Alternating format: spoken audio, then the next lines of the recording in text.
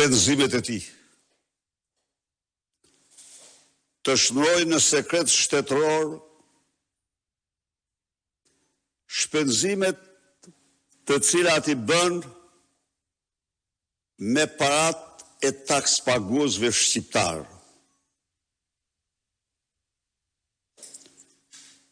Ky akt ka precedent në Shqipëri vetëm diktatorin Enver Hoxha. Ky akt ka paralel në botë Kim Jong-un dhe Maduron e Venezuelës.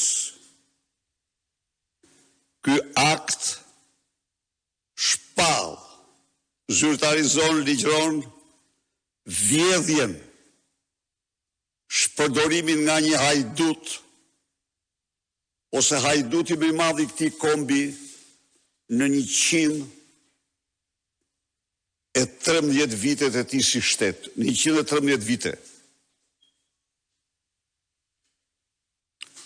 Ky akt i sekretimit të shpenzimeve bie ndesh me kushtetutën, me ligjet themelore të vendit.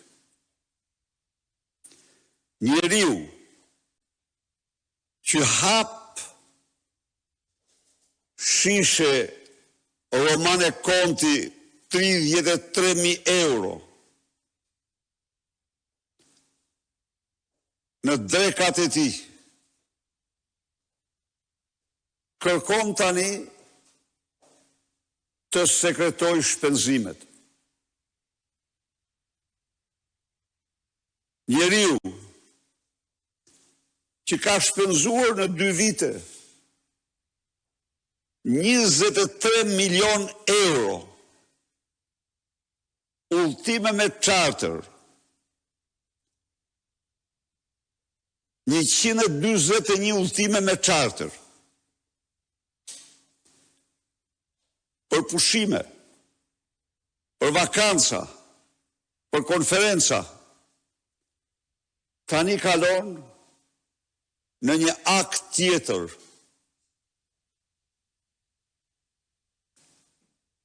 Që nuk ekziston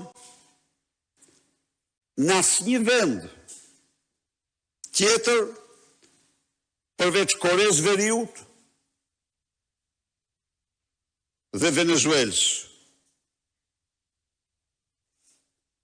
Edi Rama u thot shqiptarve, do të vjedh dhe ju të mos mirëni vesh.